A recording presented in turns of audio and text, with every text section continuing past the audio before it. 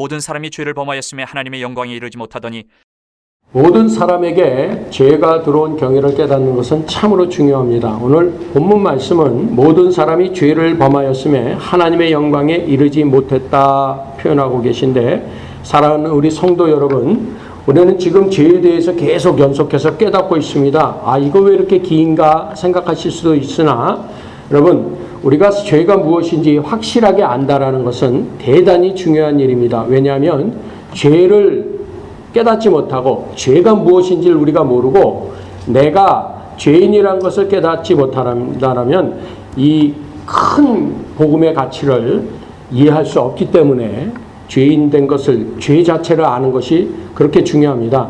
뿐만 아니라 구원받은 성도가 죄를 짓는다 해서 구원을 잃지는 않습니다. 그러나 구원받고 나서 예배를 드리면서 죄를 짓게 되면은 하나님과의 교통이 끊기기 때문에 죄 바깥에 거하는 게 얼마나 큰 축복인지를 우리가 알기 위해서 죄를 확실히 지금 깨닫고 있는 것입니다. 그래서 그 죄를 깨닫고 지난주에 우리가 또 강조한 것은 나로 하여금 죄를 짓게 하는 내 주변의 사물들을 없애고, 또 내가 만나기만 하면 죄를 짓게 하는 그 친구들과의 만남을 격려해서 내 사랑하는 친구를 구원하기 위해서라도 내가 그를 구원하는 구원의 길로, 전도의 길로 인도할 수 있을 때까지는 함께 죄 짓게 하는 그러한 만남을 격려하는 것이 얼마나 우리 인생에서 중요한지 모른다는 것을 배워 알았습니다. 그래서 우리는 지난 시간까지 걸쳐서 죄는 크게 세 가지로 분류되는 것을 배웠습니다. 첫째는 원죄, 성품죄, 자범죄가 있다는 것을 배웠습니다. 원죄는 우리가 죄인으로 태어난다는 부분이요, 성품죄는 죄인으로 태어나기 때문에 우리는 죄 지을 생각을 하지 않을 수 없다라는 부분인 것과, 세 번째, 이 죄인으로 태어나서 죄 지을 생각을 하기 때문에 그것을 실천하는 범죄를 한다라고 배웠습니다. 그래서 성경은 모든 사람이 멸망하게 되어 있다라고 말씀하고 계신데, 이 사람이 멸망하게 된 이유는 바로 이 원죄 때문이라고 우리는 배워 알았습니다. 원죄란 다시 말하면 바로 죄의 뿌리와도 같고 죄 자체라고도 말할 수 있다는 겁니다. 그런데 죄의 기원은 바로 천사들의 타락으로 말미암았고, 그 죄가 우리 인류에게 들어오게 된 경위는 타락한 천사가 우리의 조상인 아담과 이브를 유혹했고, 유혹당한 첫사람, 첫조상이 죄로 타락했기 때문에 죄가 인류에게 들어온 것을 배워 알았습니다. 그러면 우리 아담과 이브, 인류의 첫조상이 선악과를 따먹음으로 죄인 된 것, 범죄한 사실은 이해가 되지만 왜 모든 사람이, 지금 우리는 그를 알지도 못하는데 왜 우리까지도 죄인으로 태어나는가 이해하기 힘듭니다. 그러나 그 이유를 반드시 알아야만 합니다. 왜냐하면 오늘 말씀은 모든 사람은 죄를 범하였음에, 다시 표현하면요, 모든 사람은 죄인으로 태어남으로 하나님의 영광에 이르지 못하니라고 못 박아 말씀하시고 있으니, 이것이 우리의 선택의 여지 없다라는 것이 속상하기도 하고 때로는 믿어지지도 않기도 하고 때로는 인정하기 싫은 부분이기 때문에 그렇습니다. 모든 사람이 죄인으로 태어나는 이유를 알기 위해서는 먼저 사람의 구성을 깨달아야 되는데, 사람은 두 가지 요소로 구성되어 있습니다. 첫째는요, 육체라는 것이고, 또 하나의 구성 요소는 영혼이라는 것입니다. 물질 부분과 비물질 부분으로 사람은 구성되어 있습니다. 육체라는 물질 부분은 거울로 볼 수 있는 나입니다. 두 번째, 영혼이라는 비물질 부분은 내 눈에 보이지도 않고 남도 나를 볼 수 없는 그런 것입니다. 사람들은 거울로 보이는 육체가 바로 내 자신이라고 잘못된 확신을 가지고 살아가고 있습니다. 육체가 결코 나 자신이 될 수 없는 이유 중에 두 가지 이유만 오늘 깨달아 봅니다. 첫째, 육체는 세포로 구성되어 있습니다. 그런데 세포는 원래 신진대사를 합니다. 이 얘기는 뭐냐면, 세포는요, 시간이 가면 죽고 다시 재생되는 이런 과정을 반복한다는 것입니다. 그래서 우리 피부세포는 짧게는 2년에서 길게는 3년 정도면 완전한 신진대사가 이루어져서 한 2, 3년 전의 세포는 더 이상 존재하지 않고 우리가 말하는 때로 사라져 나가는 것입니다. 예. 그리고 사람에게는 뇌세포와 골수세포라는 것이 있는데 이 두 종류의 세포는 신진대사가 가장 긴 세포에 속합니다. 그래서 보통 20년 정도 걸린다고 합니다. 뇌세포 하나가 완전히 바뀌고 골수세포 하나가 완전히 바뀌는데 한 20년이 걸린다는 것입니다. 그렇기 때문에 만약에 육체가 나라고 주장한다면 20년 전의 나 혹은 30년 전의 나를 동일한 나라고 주장할 근거가 없어지는 겁니다. 그러나 우리는 엄연히 20년 전의 나도 30년 전의 나도 동일한 나임을 주장하며 살고 있다는 것입니다. 육체는 바뀌었지만 바뀐 육체 가운데 바뀌지 아니한 내가 존재하기 때문에 그렇습니다. 육체는 이렇게 끊임없이 바뀌지만 그 가운데 바뀌지 아니하는 내가 존재하기 때문입니다. 그래서 육체가 내가 될 수 없는 두 번째 이유는 이 육체 속에 육체는 늙어가도 후패해가도 속사람은 날로 새롭다고 해주시는 것처럼 그 안에 존재하는 참 내가 있다라는 겁니다. 이것을 나의 영혼이라고 말하고 내 마음이라고도 표현하는 것입니다. 60대, 70대가 되어도요, 어릴 적 마음이요, 여러분 속에 그대로 있는 것을 발견하게 될 것입니다. 중학교 때 친구를 만나면 중학교 때 마음을 가지고 만나서 놀아요. 그 이유가 뭐냐면 내 안에 육체와 상관없는 내가 존재하고 있기 때문에 그래요. 예. 육체는 결코 우리 자신이 될 수 없다라는 겁니다. 물질은 원래 그냥 느끼고 생각하고 말하고 행동할 수 있는 게 아니잖아요. 우리의 육체는 잘려지고 썩어져 가도요, 내가 존재하고 있기 때문에 나로 사는 겁니다. 육체와 영혼의 관계를 깨달아야 됩니다. 성경은 우리 육체가 집이라면 그 속에 들어있는 우리 영혼이 그 집 속에 살고 있는 주인과 같다고 말씀하고 계십니다. 고린도후서 5장 1절 말씀을 제가 읽어드리겠습니다. 만일 땅에 있는 우리 장막집이 무너지면 하나님께서 지으신 집, 곧 손으로 지은 것이 아니요 하늘에 있는 영원한 집이 우리에게 있는 줄 아나니. 보십시오. 하나님은 우리를 육체를 천막이라고 표현하고 계십니다. 우리 육체는 천막이고 우리의 영혼은 그 집에 잠깐 거하고 이제 우리가 죽어서 육신을 떠나서 다시 거하는 새로운 육체가 있다는 거예요. 영원한 육체가 있다는 거예요. 신비한 육체가 남아있다는 거예요.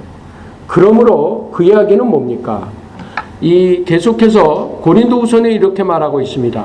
이 장막에 있는 우리가 짐진 것 같이 탄식하는 것은 벗고자 함이 아니요 오직 덧입고자 함이니 죽을 것이 생명에게 삼킨 바 되게 하려 함이냐. 우리는 죽을 육신을 가지고 있지만 우리의 영혼은 영원히 죽지 않기 때문에 이 죽을 육신은 생명에게 삼켜짐으로 영원히 변치 않는 새로운 육신을 입을 것을 우리가 사모한다라는 것입니다. 그리고 저와 여러분은요, 언젠가 이 육신을 벗고 우리의 영혼이 떠나서 영원히 늙지도 변하지도 않는, 이 변형되지도 않는 영광의 영원한 하나님이 주시는 새로운 옷을 입을 줄로 믿습니다. 그래서 육체는 장막과도 같고 육신은요, 이 옷과도 같은 겁니다. 장막에 있는 우리는 곧 영혼을 말하는 것입니다. 그래서 육체와 영혼의 관계를 알 때 육체의 죽음의 뜻이 무엇인지 알게 되는 겁니다. 사람들은 거울로 보는 나, 곧 육체를 자기 자신이라고 잘못 생각하기 때문에 육체의 죽음을 내 인생의 종말이라고 생각하는 것입니다. 죽음은 끝이라는 것입니다. 그러나 결코 그렇지 않습니다. 성경은요, 육체의 죽음은 육체 속에 살고 있던 주인이 떠나서 새로운 곳으로 이사를 간다라고 표현하고 있기 때문에 그래요. 여러분, 주인이 이사를 가서 떠나버리면 이 세상에 있는 집은요, 썩어 허물어지는 것처럼 영혼도 떠나가면은 육체가 썩어서 흙으로 돌아가는 겁니다. 그러면 참 나인 이 영혼이 육체를 떠나면 가는 곳이 있는데 어디겠습니까? 이것을 영계라고 부르는 겁니다. 세상에서 죄인이 죄를 지면 가는 것이 어디입니까? 감옥입니다. 이것처럼 영계에서도 우리 죄인된 영혼이 육체를 떠나서 가면은 들어가게 되어 있는 영계의 지옥이 있습니다. 영계의 감옥을 지옥이라고 표현하는 겁니다. 지옥에는 세 가지 특징이 있습니다. 그 특징은 이 세상의 어떤 고통보다 비교할 수 없는 큰 고통이 기다리고 있습니다. 두 번째 지옥의 특징은 지옥은 한 번 들어가면 영원히 빠져나올 수 없는 곳이 지옥이라는 것입니다. 세 번째, 지옥은 한 번 들어가면 영원히 죽을 수도 없습니다. 그러니까 이것을 다 정리해 볼까요? 이 세상에서는 상상할 수도 없는 엄청난 큰 고통이 영원히 지속되고 감해지지 않고 빠져나올 수 없는 것이. 이거 무서운 것이에요. 전도를 하면서 이런 말을 하면 어떤 분들은 다음과 같이 말합니다. 아니 전도를 하려면 곱게 하지 왜 사람을 협박해가면서 전도를 하냐는 겁니다. 왜 이러한 엉뚱한 반응들을 보이시는 분들이 있을까요? 그분들 생각에는요, 사람이 죽은 다음에 사후세계와 사후존재가 있다는 것이 바로 죽은 다음에 천당과 지옥이 있다는 것이 믿어지지 않기 때문입니다. 지금 이 설교를 듣고 계신 분들 중에서도요, 혹시 이 사실이 도무지 믿어지지 않는 분은요, 한번 곰곰이 내 이성을 가지고 한번 생각해 보세요.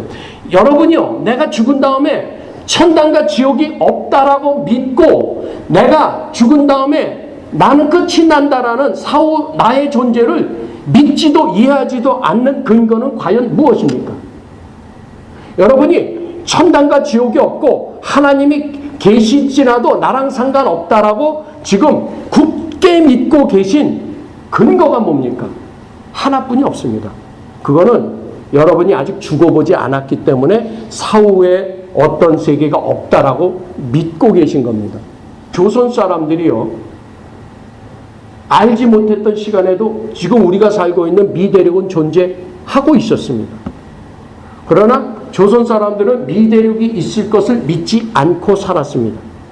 그들이 믿지 않았어도 이 미국이 존재하고 있었고 그들이 모르고 있었어도 아프리카 대륙이 존재하는 것처럼 저와 여러분이 죽어보지 않은 경험 때문에 내 죽은 다음에 아무 일도 벌어지지 않을 것이라고 굳게 믿고 계셔도 하나님은 이 세상을 만들으신 분이시고 그 하나님께서는 우리를 지옥과 천당으로 가는 존재라고 가르쳐주고 계시기 때문에 이 사후의 세계는 분명히 존재하는 것을 여러분은 인정하셔야 됩니다. 또 어떤 분들은 이렇게 생각하시는 분들이 있습니다. 나 하나님 믿는다라는 거예요. 그리고 지옥과 천당도 있다라는 거예요. 그런데 하나님이 사랑해 하시면 왜 사람을 죄짓게 만들고 왜 죄인으로 그냥 살게 만들었다가 지옥과 천당을 놔두고 왜 짓궂게 이거 이렇게 해라 저렇게 해라 말씀하시느냐. 그냥 다 천당 가게 하지 사랑이라면. 그래서 우리가 지금까지 배운 결론은 뭡니까? 하나님은 사랑이시기 때문에 우리에게 자유의지를 주시고 하나님의 명령을 바라셔서 우리가 하나님의 명령이 영생인 줄로 아노라 하신 그 영생이라는 것을 갖게 하시렸고 말씀을 바라시고 명령을 바라셔서 우리로 하여금 반응하기를 원하셨지 않습니까? 근데 우리가 하나님을 배신한 존재가 되어서 하나님과 분리가 되었고 하나님을 그냥 배신한 게 아니잖아요. 내가 하나님처럼 되겠다라고 완전히 배신했잖아요. 그런데 그 하나님께서 2000년 전에 이 땅에 오셔서 나를 대신해서 이 죄값을 대신 치르시고 십자가에서 죽어주신 그 사랑이라는 것이 이해되지도 않고 믿어지지도 않는 이유는 하나예요. 이 죄가 그리고 내 사후의 존재가 아직도 인정되지 않기 때문에 그렇습니다. 육체와 영혼으로 두 가지 부분으로 나뉘었는데 그러면 우리의 영혼이 무엇이냐는 겁니다. 영혼에 관한 이론은 세 가지로 나눌 수가 있는데 첫 번째는요. 영혼 선제설이 있어요. 이거는 영혼은 미리부터 있었다라는 얘기예요. 이 얘기는요. 쉽게 표현하면요. 하나님이요. 사람들이 태어나기 전에 이미 창세 때 영혼을 무한대로 만들어 놓으셨다가 사람이 태어나면 영혼을 넣어준다라는 거예요. 그때. 근데 여러분 이거는 말이 안 되는 거예요. 이 이론 때문에 이 회교들이나 몰몬교는요. 이 일부 다처제가 가능한 거예요. 그들이 주장하는 근거는 그거예요. 영혼은 미리 하나님이 지어 놓으셨기 때문에 가능한 한 남자를 통해서 많은 아이를 출생케 해줘야지 하나님이 무진장 만들어 놓으신 영혼이 사람이 될 수 있다는 거예요. 하나님이요. 죄인의 영혼을 미리 만들어 놓으셨다가 육체에다가 항상 놓아주신다라는 이론이잖아요. 하나님은 죄인의 영혼을 만드신 적이 없거든요.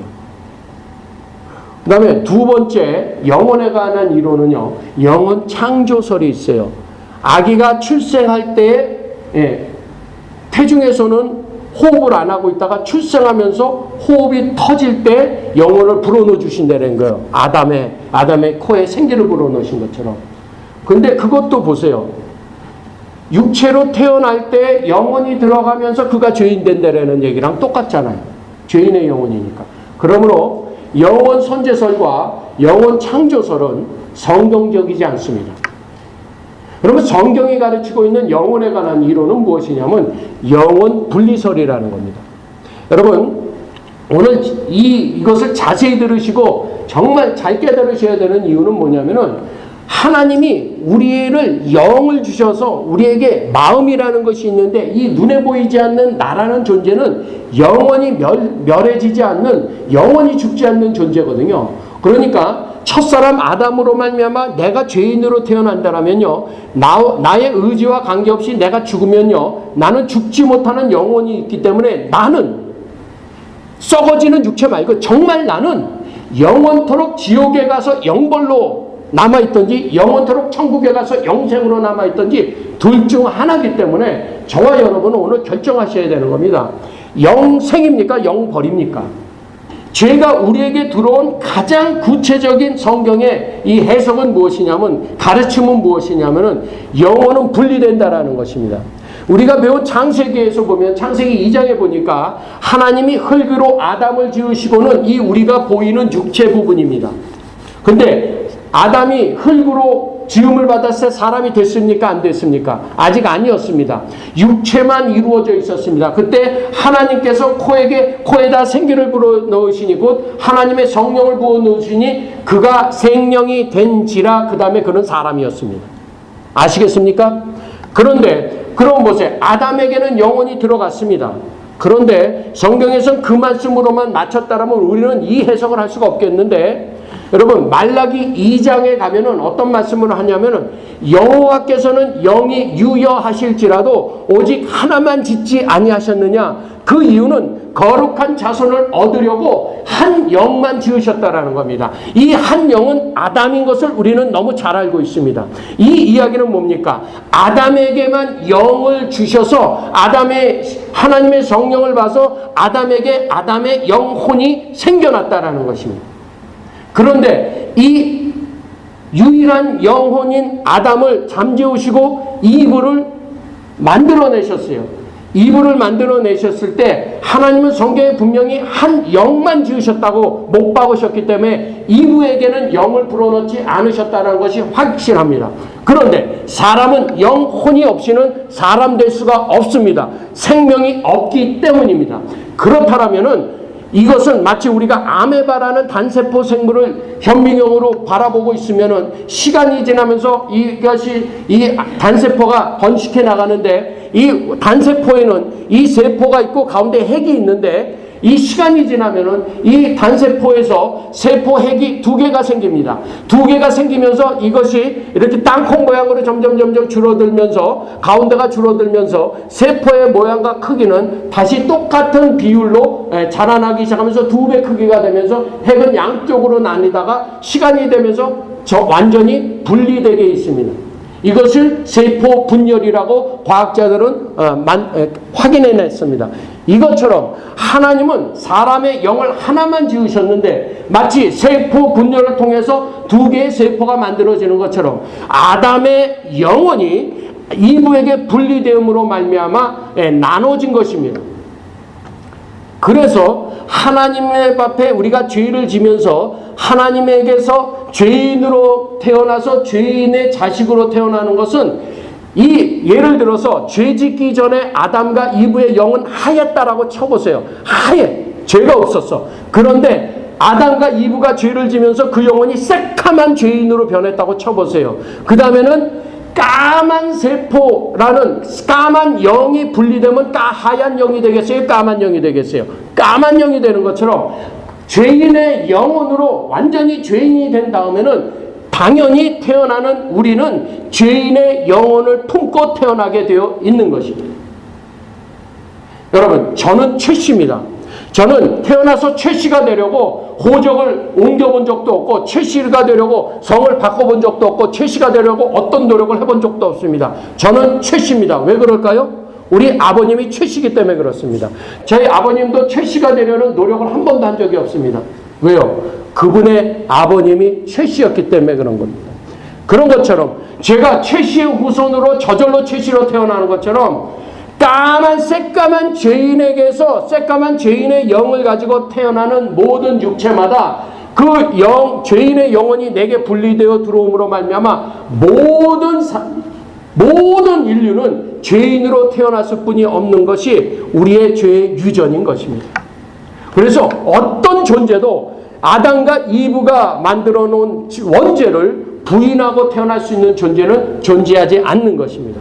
그런데 성경에 보면은 이 죄인을 구원하기 위해서 창세기에서부터 여인의 후손을 통해서 이 구원자가 올 텐데 이 여인의 후손은 남자를 통하지 않고 남자와 상관하지 않고 이 남자를 모르는 가운데 동정녀 마리아를 통해서 태어나신 분이 예수라고 우리에게 가르쳐 주시잖아요.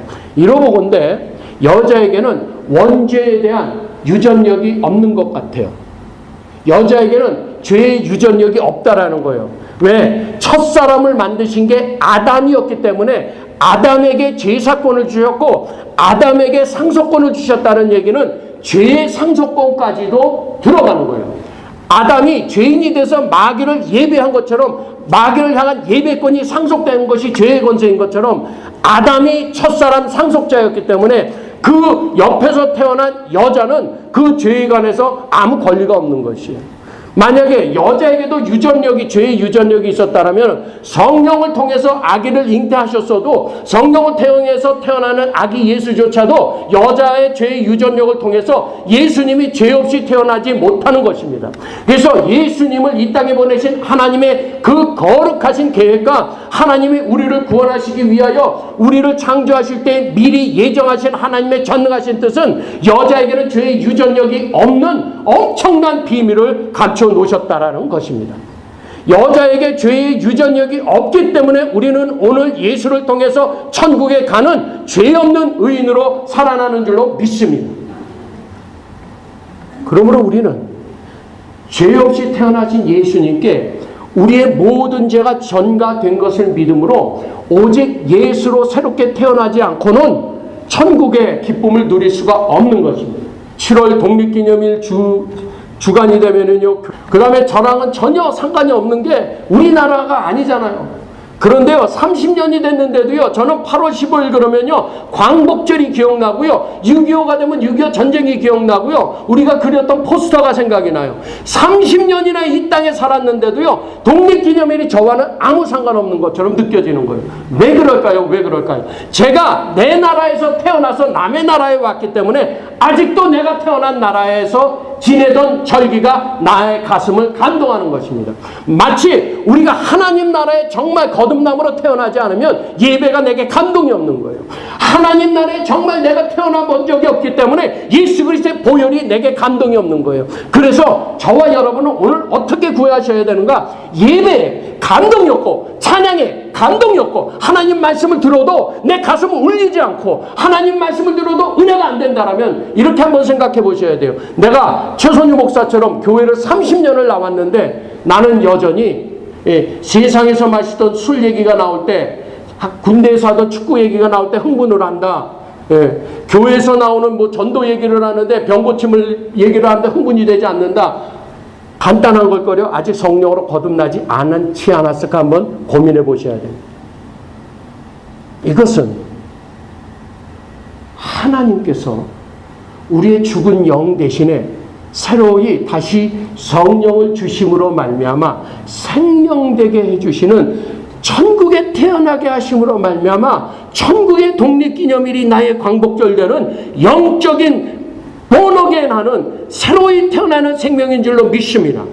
한번 외쳐주시기 바랍니다. 영적으로 생일을 갖게 하여 주시옵소서. 여러분, 아무리 여러분과 제가 저 영국에 가서 잘 살고 저 다른 나라에 가서 잘 살아도요, 그 나라에 어떤 기념일이 있어도요, 우리는 여전히 추석에 송편 먹는 게 즐거울 뿐이었고, 추석에 가서 시장에 가서라도 마켓에 가서라도 송편을 사오는 이유는 우리는 대한민국 사람이기 때문에 그런 거예요. 왜냐하면 내가 출생한 곳이기 때문에. 그러므로 저는 오늘 우리에게 은혜를 주셔서 천국으로서 출생하는 하나님의 성령으로 거듭나는 은혜를 어린아이로부터 노년에 이르기까지 한 영혼도 빼지 않고 성령으로 기름 부어주시기를 예수 이름으로 소원합니다. 우리가 성령으로 태어나지 않고는 천국이 느껴지지 않는 거예요. 남의 나라 이야기가 되는 것이. 여러분, 아프가니스탄이나 이라크에 가서 전사하는 미군 병사에 관해서 여러분 상관해 보셨어요? 그런데 한인 사병이 죽었다 그러면 가슴 아프죠? 왜 그래요? 동족이기 때문에 그래요. 저와 여러분이 정말 천국에서 거듭났다 그러면 지금 이 자리에서 아직 나는 예수 안 믿겠다라는 저 영혼이 가슴 아플 수뿐이 없어요. 그런데 여전히 아프가니스탄에서 전사하는 미군 사병이 내게 와닿지 않는 이유는, 그럼에도 불구하고 30년 전에 떠난 한국 땅에 미군이 활주로 밑에다가 고역죄를 묻었다는 소식 때문에 화가 나는 이유는 내가 그 나라 백성이기 때문인 것처럼 저는 여러분이 천국 백성 되어주셔서 하나님의 성령으로 말미암아 천국을 누리실 수 있기를 소원합니다. 천국은 실제합니다. 지옥도 실제합니다. 우리의 육체는 두 가지 부분이요, 물질 부분과 비물질 부분이 있는데, 물질 부분은 거울로 볼 수 있는 나라는 육체인데, 육체는 실제 나가 아니라 나라는 존재가 거하는 장막과도 같은 것이요, 시간이 지나면 늙어 썩어 없어질 것인데, 그 육체 안에 존재하고 있는 나, 곧 이 영혼은 죄인된 영으로부터 분리되어져서 죄가 유전되어져서 죄인으로 태어나는 죄인의 영혼이었는데, 예수 그리스도께서 내 죄를 사해 주시노 말미암아 내 죽은 영혼 상관없이 하나님께서 다시 내게 성령 부어 주심으로 말미암아 성령으로 거듭남으로 말미암아 내 영혼이 죄 없는 깨끗한 영으로 거듭나는 줄로 믿으시는 분은 아멘. 이 은혜를 받음으로 말미암아 저와 여러분은 예수로 말미암아 흥분하고, 저와 여러분은 예수로 말미암아 예배할 수 있고, 저와 여러분은 예수로 말미암아 모든 일을 용서하고 모든 일을 품을 수 있는 줄로 믿습니다. 새로운 생명이기 때문에 그렇습니다. 죄가 유전되어져서 모든 사람은 남녀를 통해서 아버지 어머니와의 만남을 통해서 죄인으로 태어나는 것을 깨달았습니다. 우리가 오늘 마지막으로 깨닫고 싶은 것은, 하나님은 그럼에도 불구하고 이 영혼 구원을 하나님의 직접적인 성령의 사역으로 직접 해결하지 아니하시고, 하나님은 우리에게 이 거룩한 복음의 능력을 우리에게 한 사람 한 사람에게 부탁하셨다는 것. 너희는 가서 모든 족속으로 제자를 삼아 아버지와 아들과 성령의 이름으로 세례를 주고 내가 너에게 분부한 모든 것을 가르쳐 지키게 하라는 약속을, 명령을 주셨습니다. 그러므로 우리가 죄인으로 태어나서 죄인 아니라고 말씀하시는 하나님의 은혜를 받았다라는 것은 그 은혜와 함께 제자 삼음이라는 영혼 구원이라는 교회됨이라는 권리와 의미를 동시에 가진 것입니다. 마가복음 16장 다 같이 읽겠습니다. 시작. 너희는 온 천하에 다니며 복음을 전파하라. 믿고 세례를 받는 사람은 구원을 얻을 것이요 믿지 않는 사람은 정죄를 받으리라. 하나님이 이렇게 말씀하십니다. 너희는 복음을 천하에다가 전파하는데 믿고 세례를 받는 사람은 구원을 얻는다고 말씀되어 있고, 그러니까 믿지 않음으로 세례받지 않으면 지옥 가는 겁니다. 마태복음 다 같이 시작. 그러므로 너희는 가서 모든 족속으로 제자를 삼아 아버지와 아들과 성령의 이름으로 세례를 주고 내가 너희에게 분부한 모든 것을 가르쳐 지키게 하라. 볼지어다 내가 세상 끝날까지 너희와 항상 함께 있으리라 하시니라. 네, 죄인을 위해 행하신 하나님의 일만 오늘 우리가 의뢰함으로 성령으로 거듭난다라면 이 죄값을 치르시고 나를 구원해 주신 대속의 은혜는 오직 예수 그리스도의 보혈로만 해결된다라는 것을 성령으로 거듭남으로 깨달은 사람이라면 해야 될 것이 있는데, 이 복음이라는 새로운 법, 하나님의 말씀은 곧 법인데 이 법을 내게 맡기셨다라는 거예요. 하나님이 그냥 해버리시면 되는데, 하나님이 나를 구원하신 것처럼 그냥 하시면 되는데 그렇게 쉽지요? 그렇지 않습니다. 하나님이 그냥 저절로는 나를 믿게 하신 게 아닙니다. 아닌데요. 저는 그냥 제가 걸어서 교회가 근처에 있어서 나왔는데요. 아니에요. 누군가 여러분을 위해서 기도했어요. 적어도 여러분은 살면서 100번 이상 교회 가자는 말을 들으신 케이스가 많아요. 적어도. 그리고 여러분들이 알기 전에 이미 대한민국에 예수 그리스도를 증거하기 위해서 대한민국 조선 땅에 들어오셔서 피 흘리고 돌아가신 선교사님들의 기도가 있어요. 여러분들이 태어나기도 전에 아버지여 내 목숨을 아버지가 가져가시고 이 무지한 백성들의 영혼을 구원하여 주시옵소서라고 그분들은 죽어가면서 기도하고 갔어요. 저와 여러분은 거기에 포함되어 있어요. 누군가 나의 영혼 구원을 위해서 기도하셨고 죽어주셨고 누군가가 나에게 전달했어요. 전했어요. 내 친구의 말을 듣고 여러분들이 오셨어요. 그것처럼 우리도 구원받은 사람에게 하나님은 약속하시고 명령하신 게 있으니 가서 전파하라고 주셨습니다. 그러면은 이 전도는 여러분 우리가 영혼 구원받은 여기 대부분의 사람들은 우리에게 주신 지금 의무와 권리를 깨달아야 됩니다. 고린도전서 9장 16절 다 같이 시작. 내가 복음을 전할지라도 내가 자랑할 것이 없음은 내가 부득불 할 일임이라. 만일 복음을 전하지 아니하면 내게 화가 있을 것이니. 여러분 우리가 전도 안 해도 아무 일이 안 벌어지는 것 같죠? 아니에요. 여러분 가만히 생각해 보세요. 전도 안 하고 그냥 교회 생활만 해오신 분들 잘 뒤돌아보세요. 저를 포함해서 제가 전도하지 않고 예수를 증거하지 않았을 때 내 영혼은 퇴보되어 있어가지고요. 죄와 쎄쎄쎄하고 있더라는 겁니다. 전도하는 사람만이 살아남습니다. 그래서 사도 바울은 내가 전도 안 하면 하나님한테 화를 입고 막 저주를 받는다라는 게 아니에요. 내가 전도하지 않고 있으므로 말미암아 내 영혼이 양육되지 않고 자라지 않고 생명이 나타나지 않아서 화 가운데 살다가 간다라는 게 아무 상급도 못 쌓고. 그래서 하나님은 이 거룩한 이 위대한 복음의 사역을 한 영혼 한 영혼에게 부탁하시고 하나님은 스스로 손발을 묶으셨어요. 내가 안 해. 네가 내 증인 되어줘. 복음을 전하는 아름다운 발이 되어줘. 이 복음을 전하지 않으면 누가 이 아름다운 소식을 들으랴. 선한 이 아름다운 복음을 전하는 발길을 아름다운 발길이라고까지 하나님은 말씀하신 줄로 믿습니다. 그러므로 사랑하는 우리 성도 여러분, 이 유대인들은 어리석게도 예수님이 이 땅에 오셔서 십자가에 달려 돌아가신 그 사실을 비웃었지만 우리는 그들처럼 하나님 말씀을 그렇게 잘한다 그러면서도 하나님의 뜻을 오해하고 곡해하고 믿지 않아서 돌아가시기 위해서 십자가에서 달려 계신 분에게 내려와 그러면 내가 믿을게. 자, 남은 구원하였으니 저는 스스로 구원하지 못하는도다. 지금이라도 하나님이 사랑하시는 자라면 하나님의 아들이라면 하나님이 저를 구원하실 걸 그러면서 퇴퇴퇴 했어요. 저주했어요. 비웃었어요. 침뱉었어요. 때렸어요. 옷 뺏겼어요. 여러분 기억하십시오. 첫사람 아담은 죄를 짓고서 자기의 벌거벗은 것이 부끄러워 가렸지만 둘째 아담이신 예수께서는 이 땅에 오셔서 죄 없으신 그분께서 우리의 죄를 품으시고 그는 완전히 위부터 아래까지 완전히 옷 벗김을 받으셨지만 그는 나무 뒤에 숨지 않으시고 나무에 박히셔서 부끄러움을 개의치 아니하시고 나를 위해 모든 수치를 당하신 것은 그분의 사랑인 줄로 믿으신다라면 다시 이 사랑을 증거하는 자리에 가심으로 말미암아 내가 전도의 의무를 다함으로 말미암아 하나님의 도우심 가운데 이 험한 세상 승리하실 수 있기를 부탁을 드립니다.